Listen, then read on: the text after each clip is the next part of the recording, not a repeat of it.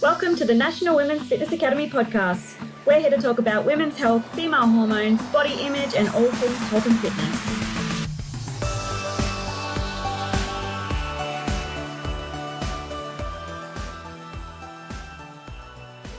Hello, girls, and welcome back to another episode of the Women's Fitness Academy's podcast. I'm your host, C, one of the WFA's educators and a women's body image and fitness coach.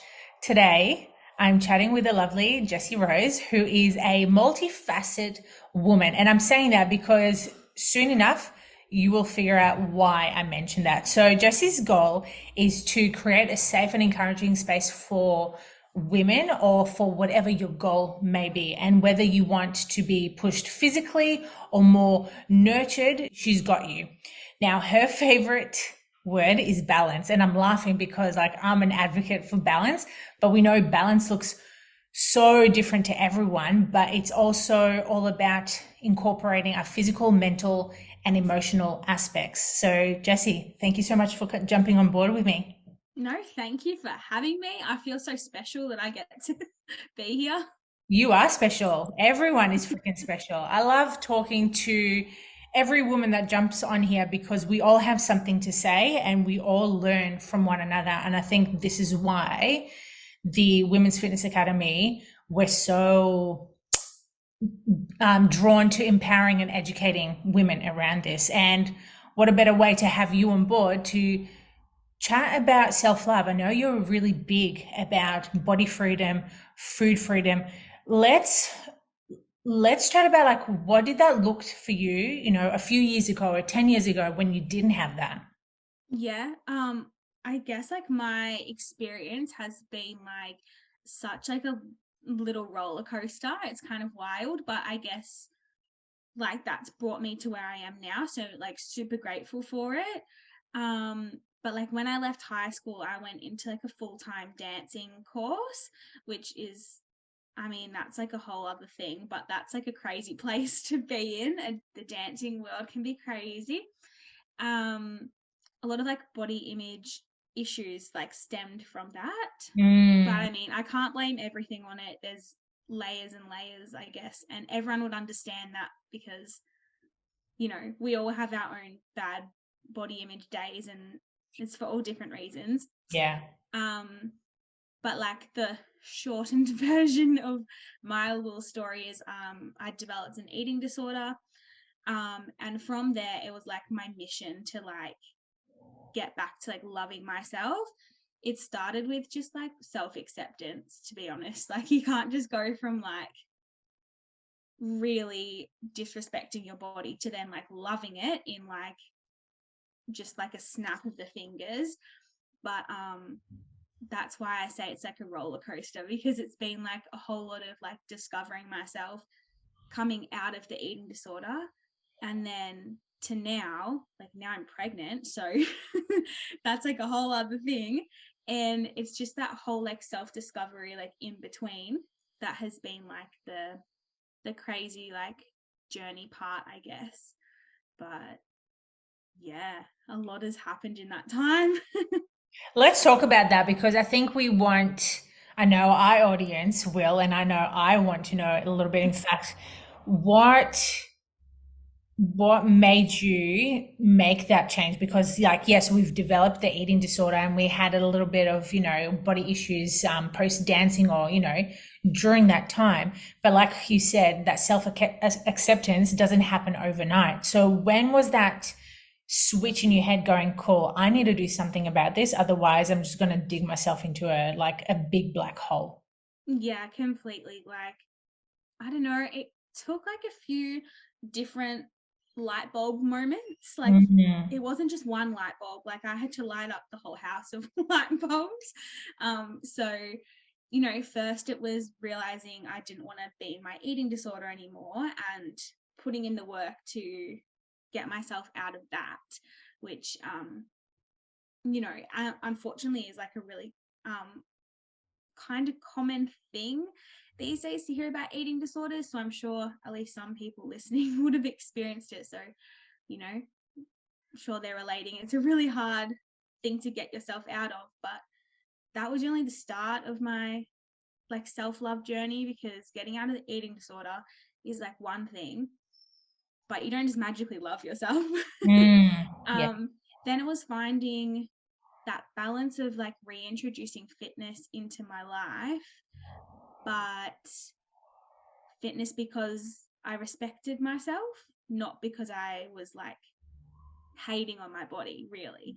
That was like a really hard thing to kind of figure out, I guess. But it was just like self-respect at the start. It wasn't even acceptance. It was just respecting that my body was doing the best that it could.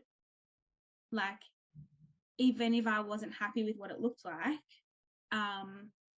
it was doing the best it could do. It was like my heart was pumping, I was walking around. So it was just having that respect for my body, that like it's functioning, it's working, it's getting me around living life. That's pretty cool. Like, I just started with just at least respecting it, and treating it as well as I could or perhaps should. And then it's like from that respect, everything kind of grows. Like, once you've got that respect for your body like down pat, then you can work on like neutrality, where you're not like hating on yourself, but you're not loving yourself. You're just kind of like, hey, like, this is me, like, this is my personality, this is my body, and it's okay. Like, we're doing all right. And I sat in that space for like a super long time.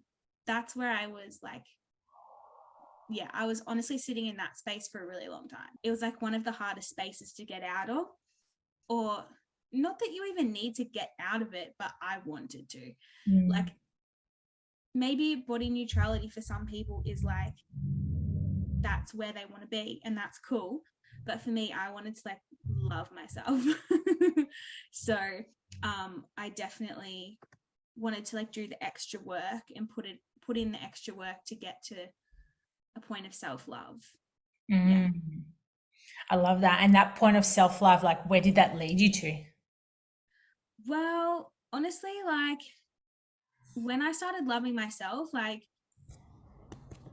this is where like my kind of spiritual side like kicks in, because I think that if you have a love for yourself, and I'm not saying I love myself every second of every day, also just like disclaimer, I don't wake up every single day and be like, I am the best ever, but like most of the time, but once you like have that love for yourself, I feel like you emit like a different energy and like a different vibe out into the world, and different opportunities started happening for me, or even just talking to people down the street. Like, I feel like I must have looked more approachable and like full of life and that kind of thing. So that was pretty cool. Like, once I started to realize, oh, like, when I love myself, like, other things, like, doors open, and like, that's when I started being more social and,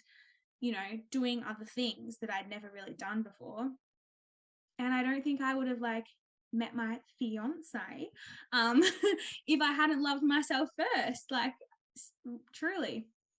I can so relate to that on the level of starting to love yourself. Like, you know, we all come from a place of neutrality, but then over time, as we grow older, it becomes a negative or positive depending on the environment you're around or how you perceive yourself. You know, it goes back to that comparison syndrome. When we're comparing ourselves to other women or other people in general, we tend to put ourselves down because, oh, you know, she might be fitter or she might be, you know, stronger, whatever the issue is.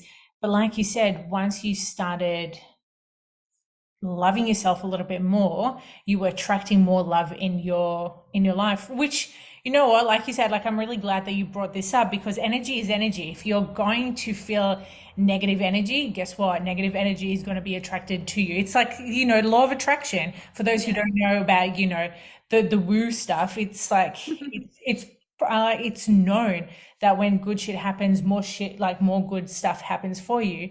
But if you're constantly thinking of the negative, guess what? The negative is going to happen. And for some people are like, oh, like that sounds ridiculous. It's just like, it's not, because that is the reality.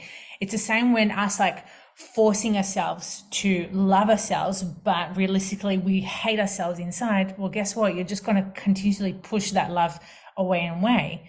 So I'm really glad that you mentioned that, because people need to realize that you just have to go with it instead of constantly forcing and pushing yourself. It's like, I don't know about you, but when I started my fitness journey, all I wanted to do was lose weight. And mind you, like there wasn't much weight to lose. I thought I was like huge, but we're all different. But I was always wanting to be smaller and smaller and smaller and smaller and smaller. And guess what? I was never able to get to that goal because I was forcing it too much. And then after years of doing so much work, realizing, fuck, like I did not need to do all that stuff, I started getting the goals that I initially wanted 10 years ago. And I was just like, what the hell? Like, why? But yeah. Yeah. And it's also like when, I don't know, this is just how I feel, and like, take it or leave it, I guess. But if we're always like wishing to be like I feel like if we're wishing to be like a smaller self, that doesn't, in your mind, like that doesn't just relate to your body, like you're shrinking everything in your life. But really what I want to encourage people to do is like be okay with taking up space, and that's like physical space, emotional space, like all of the space, like take it up, rather than thinking about like shrinking ourselves, like in both ways. I mean that in like the physical sense, and also like your emotions and being happy and sad and everything, like take up space so you deserve to. But we're so focused on like shrinking ourselves, or like shrinking our bodies, or fitting in to like fit in with other people. That's like making ourselves smaller when we should be like making ourselves bigger. 100%. I totally agree with that. And a really good example is, especially for us women, we don't, well, I can't speak for myself because now I take up all the fucking space. I'm sure you can relate to this as well, Jessie, but when we were younger, I don't know about you, but when people would be like, oh, just shush, just enough, or, don't cry, or, don't show those certain emotions. And of course, that's going to be ingrained in you going, oh, well, I can't show emotion because that's weak, or I can't laugh out loud because, oh my God, I sound like a hyena, or whatever people name your laugh at. And it's a matter of, going back to that self-acceptance. It's going, cool, well, this is me. If people like it, awesome. If they don't, well, find another person who will like it. And yeah, it's really tough because as humans, we just want to be part of communities, and when you don't feel like part of one, it can be quite isolating. Yeah, absolutely. Like everyone just wants to feel like they have some sort of like safety and security and like love, really, at the end of the day. So yeah, it's just trying to find that, but also still being true to yourself at the same time. That's really hard. Yeah. So speaking of being like true to yourself, what are some things that have helped you, like take up space and like be your true authentic self? Yeah. Well, I guess there's some like cheesy things like like the you see it on like Instagram or Pinterest or something and you think that doesn't work. But seriously, for 3 years I had written on my mirror in the bathroom, I am enough. I had written it like really, really big, so it covered like literally half this ginormous mirror. And then I had just left the whiteboard marker there one day, and my sister actually came along and drew a little picture and wrote me like a little message on there. And then suddenly my friends would come over, family would come over, and they would also write a message on there. So it's all wiped off now because I've moved out of home, but we took photos of it before we wiped it off. Having that on my mirror was like incredible. And I know it sounds cheesy and silly and like, why would you do that? But like, for me to go into that bathroom however many times a day I would and see I am enough, that's like, I love that. That's just love. And then to see all the funny and beautiful messages from people, that was pretty cool. So like, that's something that was on my mirror for 3 years. Like, that's a long time. I would recommend things like that. Like even if you have sticky notes or something that you can like take off and put back up, your favorite like inspiring quote, even on your lock screen on your phone, because how many times do you pick up your phone to check the time? And then you've got something there, like subconsciously it all starts to sink in. Like even if you're kind of sitting listening being like, oh my gosh, really? But seriously, like it sinks in, like subconsciously, like that message is always there for you. Things like that. Also, I go to therapy, like just like straight up, like I go to therapy and I love it. I still do to this day, because life is wild, and like it's so good to talk to someone, even if I don't feel like I have much to talk about. Just like bouncing ideas off someone else, or just continually doing like self-discovery is like pretty cool. I actually, yeah, I love going to see my psychologist. It's like the best. I love it. And that was something that like really kickstarted me, and I wouldn't have been able to get to this point of self-love without going to therapy. Like, sure, I did the little things like I just mentioned, like with the little messages and things. But if you really feel like you're struggling with that kind of thing, like go see a counselor or a psychologist or whoever, because I don't know, for me, it just helped so much. And now I can pick up on things myself. Like I'll notice myself, like the other day, because I'm on maternity leave, I feel really guilty because my partner Corey, he's at work, like, and I feel like he's at work working hard and I'm just sleeping.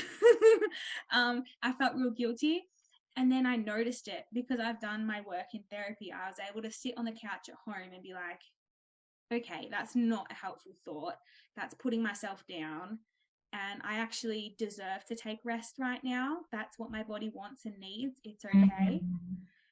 But like I wouldn't have had that insight without going to therapy.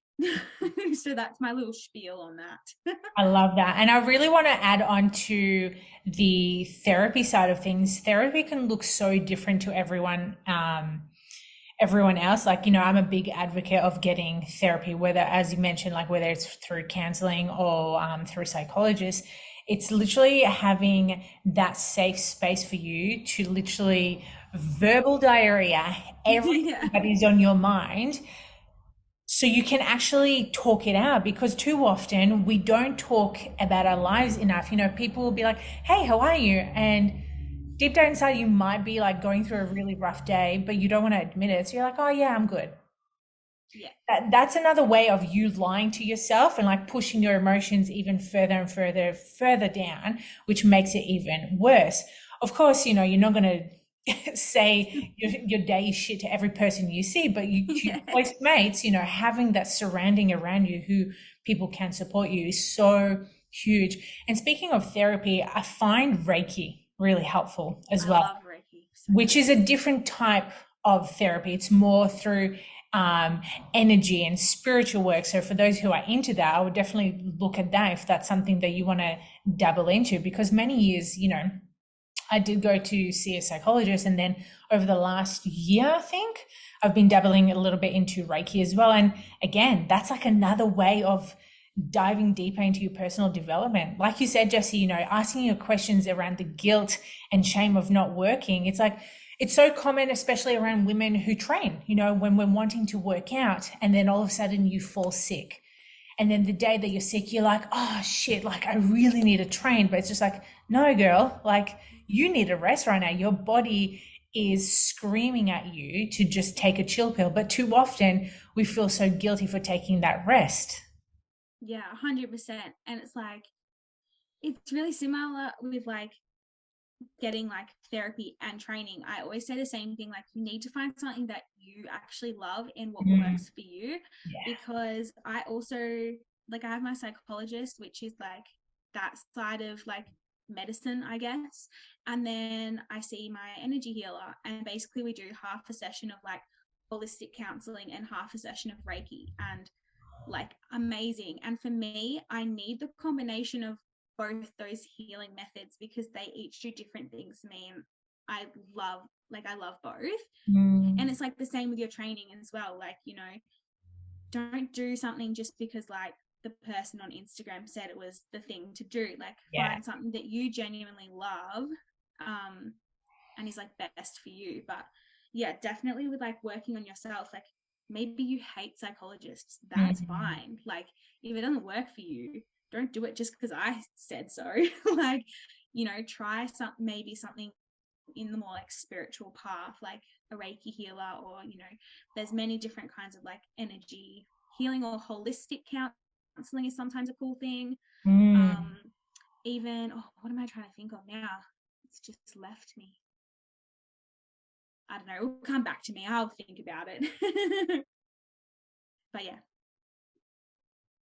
I love that you mentioned that, because too often we're very easy to watch everyone doing the work, well, working quotations, as I mentioned. And like you said, if we're such big advocates of therapy, it doesn't mean that you should be a big advocate of therapy if that's something that you don't want to be doing. And too often we don't tap into our intuition enough. And something for us to just like figure out a little bit more. It sounds so different to every woman, and I go on about this so often with my clients about listening to their intuition, because too often we're so ingrained in thinking through our logical side, which is, there's nothing wrong about it. But as women, especially when people, going back to what we discussed before, when people tell you, oh, like shush, be quiet, or don't express your emotions, like that is really not letting you to harness your true self. So with the intuition side of things, whatever feels right for you may feel like, something that makes you really happy.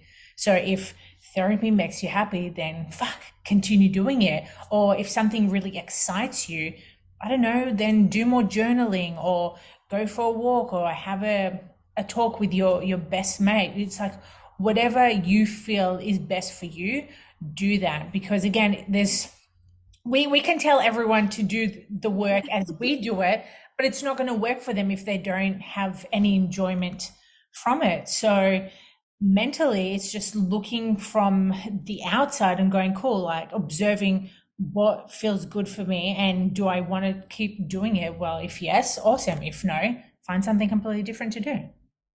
Yeah, 100%. Like, it's your life, you don't need to listen to anyone else. Like, you're the driver of your life, your story, whatever that is. So it's like, just because one person says, oh, I swear by this, doesn't mean that's going to work for you. Everyone's completely different. It was kinesiology, that's what I was trying to think of before. Yes. I actually love that. Like, that's something cool to look into, because speaking of being like in the driver's seat of your own life, kinesiology is very much like that. You basically go and you get like little bits of homework that like spiritual homework is quite cool, that you like work on for yourself. So it's like, if you don't do the work, like there's no point going. But that's why I really like that, which is another cool thing, because you have to be really in control. So just another thought.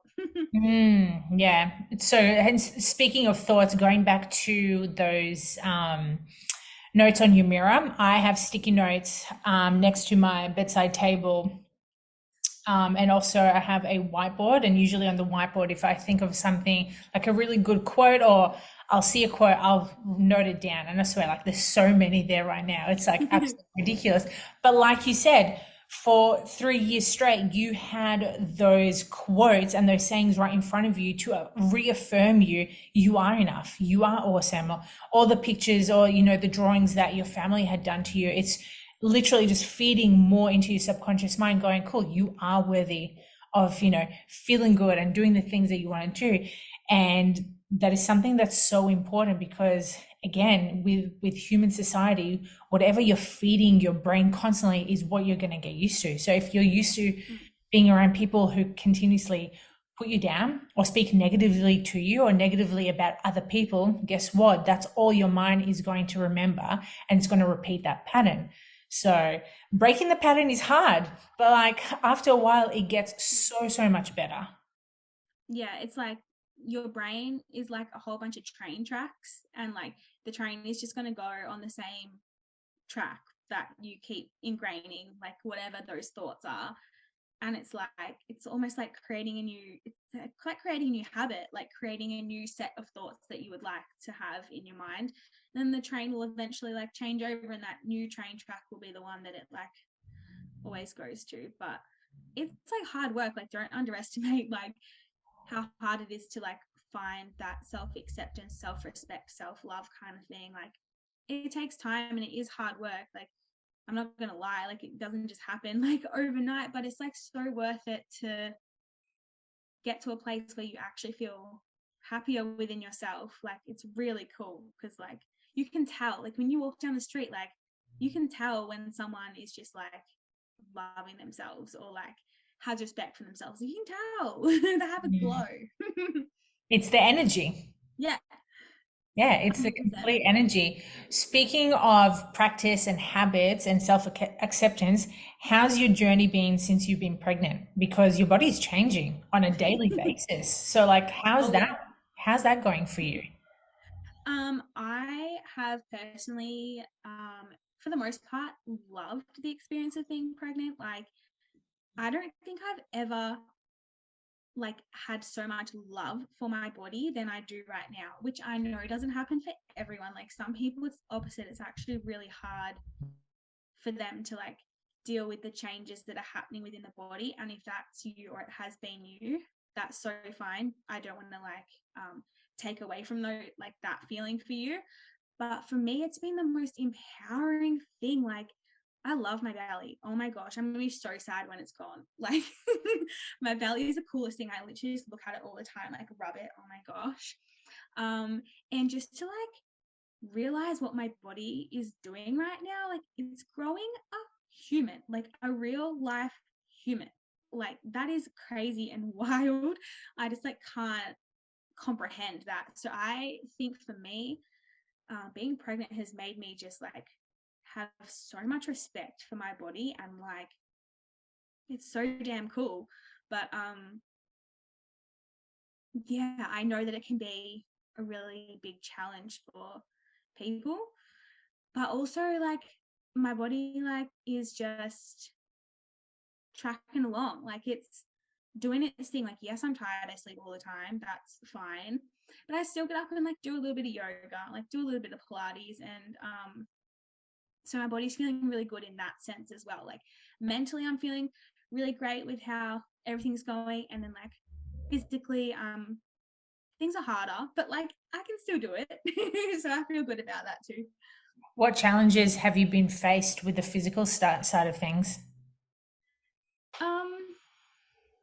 It's more just like annoying. Like, I want to touch my toes. Like, I can't really do that. Like, if people like listening have been to my yoga class, they'll know like I'll be in down dog, and then I'll be like, and walk your feet into your hands, and I'm just like like clunking along trying to get myself to stand up. It's actually quite funny. So I kind of say, you know, just listen to what I'm saying, don't copy me. That's where I'm at with that. But it hasn't been too frustrating, because the further that I've gone along, the more my body is I can tell that it's asking for rest anyway. So usually I would probably instruct a whole class of yoga, but now I'm probably instructing half and speaking for half. And it's just like listening into my body and like actually like honoring what it's telling me. Like, my body is so smart. Like, your body is so smart. Everyone's body is so smart. Like, listen into it and don't feel like you have to push yourself so hard all the time. Because I think early on in pregnancy, I was doing normal Pilates, normal yoga, and like thriving. I was loving it. But now it's just like too much. I get too tired. So I'll do like half a class, and that's like so fine as well. I'm actually not too frustrated by it, which I'm surprised about, but I'm happy. And you know what? I think that also comes from the work that you've been doing. Like you said, it's doing a little bit of self-reflection, going, cool, well, I can't be so hard on myself right now. I am pregnant. I'm doing my absolute best. I'm still running yoga sessions. Yes, it's not the full hour. It's, you know, a little bit less, but you're still able to move and do, you know, your everyday things, and that comes from self-acceptance. Yeah, 100%. It's like, because I have that respect and acceptance for myself, like I know that it's okay to listen to my body and it's all good. And it's okay to like be a little bit different to like my normal schedule or like what I would normally do. Like it's so fine. And I know that my clients are like just actually shocked that I'm still there. Like they're just like, oh, you're still here. Every week I come in, they're like, oh, you're still here. I'm like, yep, still here. You can't get rid of me that easy. So if I'm like speaking half of it to them and then instructing half of it to them, they don't care. They're just like living life. They still get the same class. It's just probably feels different for me more than them actually. Isn't that interesting though, that we tend to put that pressure on ourselves, thinking, oh, what are people going to think when you change it? But at the end of the day, people don't really give a shit. No, not really. Like not at all. As long as they get some sort of yoga class or some sort of Pilates class, because that's what they've signed up for, they're actually quite happy. I think in my pregnancy, I've gotten like more evil in my Pilates teaching because I don't do it now. So I give them all the hard exercises because usually I'd be doing it. I wouldn't. Now I'm just like they're instructing, so it's harder for them. I love Yeah, that, making them work. yeah, work harder, and I'm just there like dancing, singing. I love that. In terms of, you know, we spoke about the physical challenges, and there were mainly, you know, the major ones that most pregnant women go through is like not being able to move as regular as possible. But in terms of the emotional or the mental aspects, like have you come across any challenges around that area? I definitely have. It's been more about like, well, actually, it's interesting that we've been talking about like self-respect and self-care and self-love because I found so much self-love in myself as like a singular person.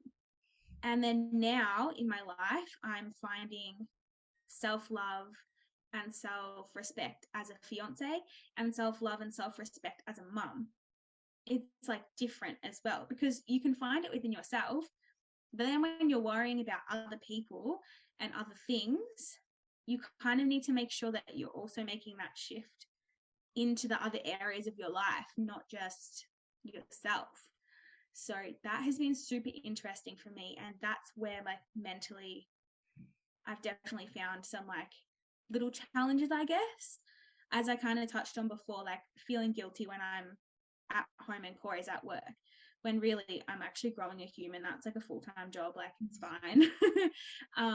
But like having enough self-love and self-respect to know that, to be like, in my relationship, I am enough. I don't need to go to work to like earn love, you know. And then finding enough like self-respect as a mum, because I would still think to myself now, am I doing the right thing for my baby? Like, am I eating the right things? Am I, you know, is everything okay? But it's knowing like what I'm doing as a mum is enough. Like, I'm doing my best. That's all that anyone can do. And that's okay. So it's just been like transferring that like self-love and self-respect into the other areas of my life that have kind of been changing at the moment. Because I just want to be like the quote perfect mother, which does not exist.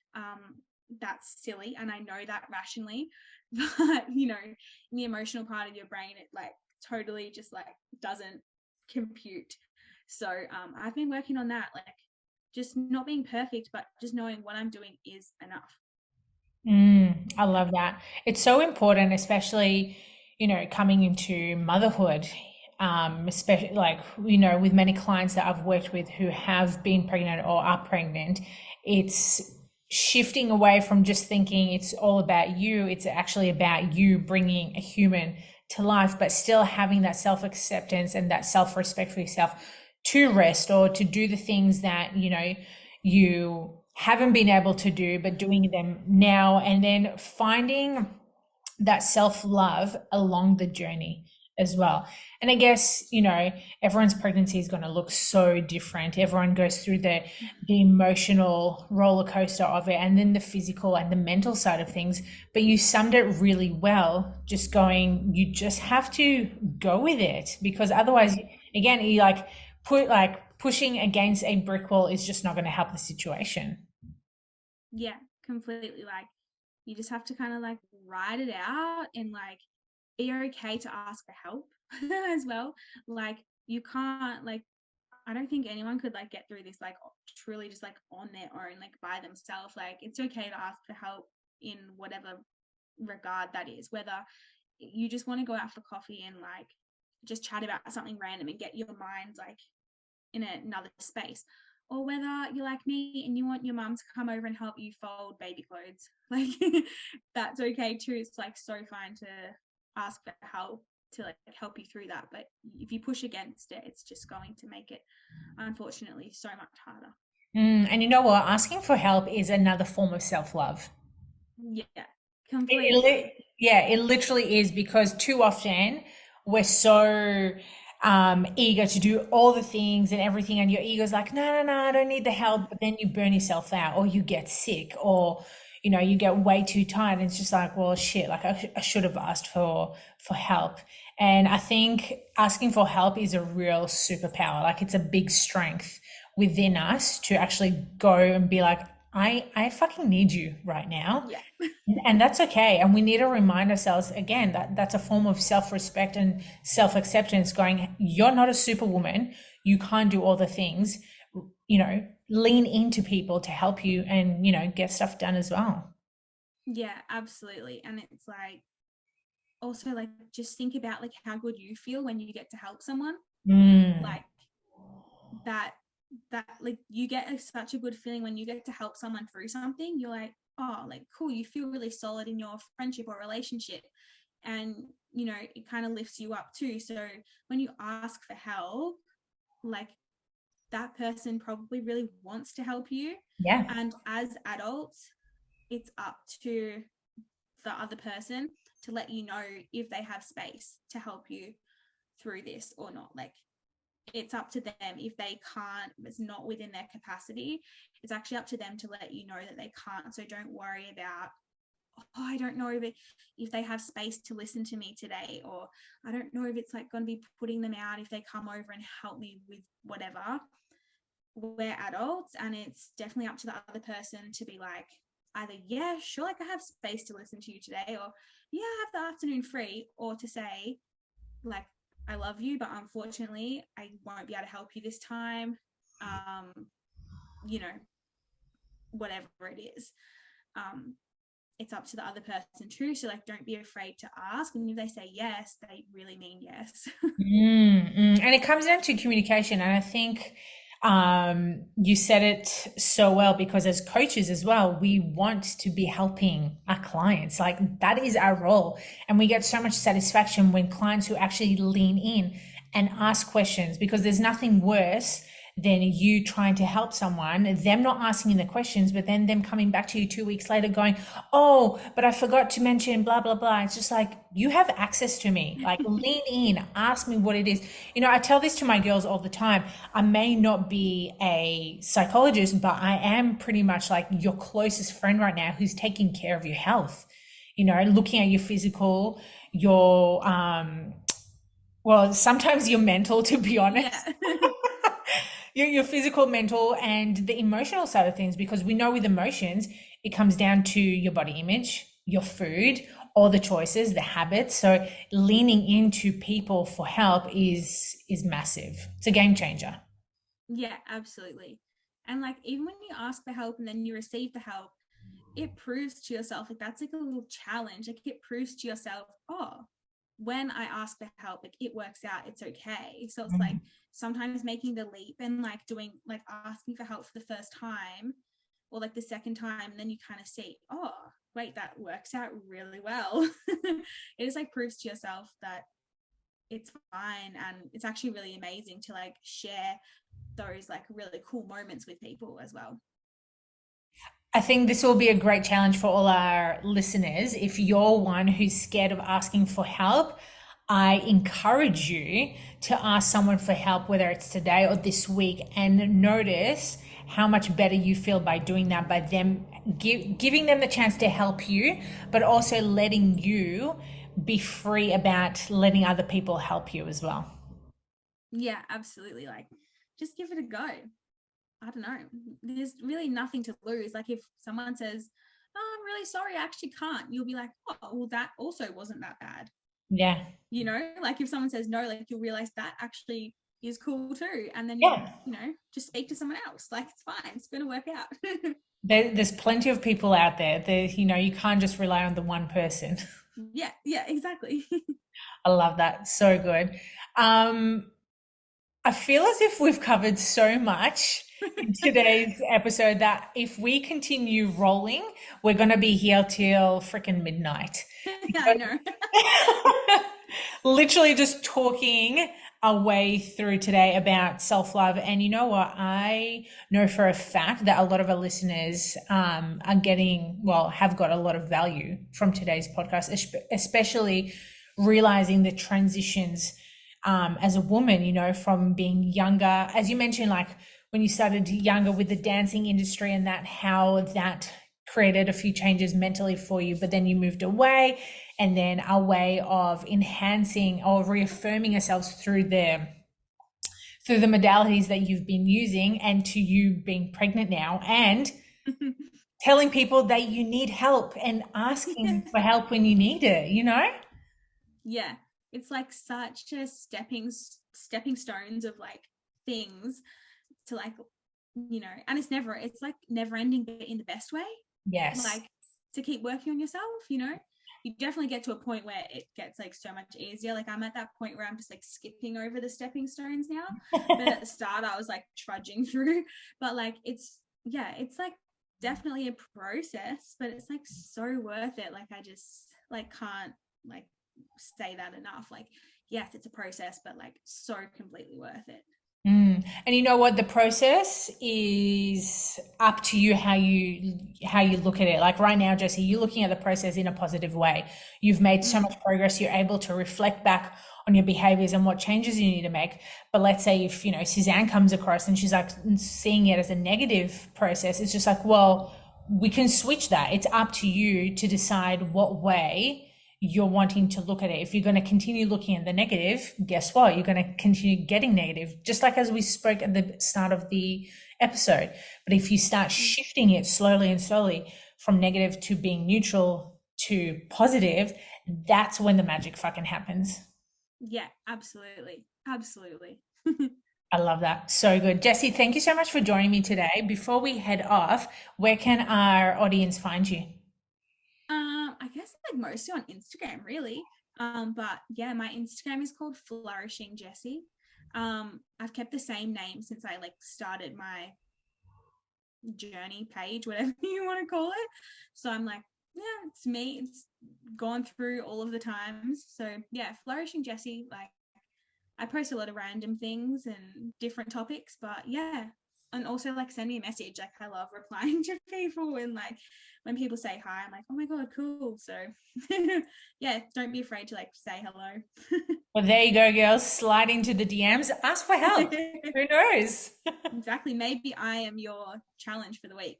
Yes, maybe. I love that. Well, girls, if you enjoyed today's podcast, please make sure that you screenshot it, tag us at the Women's Fitness Academy, tag Jessie, tag myself. And then till next time, embrace the self-love journey and be patient and nicer to yourself.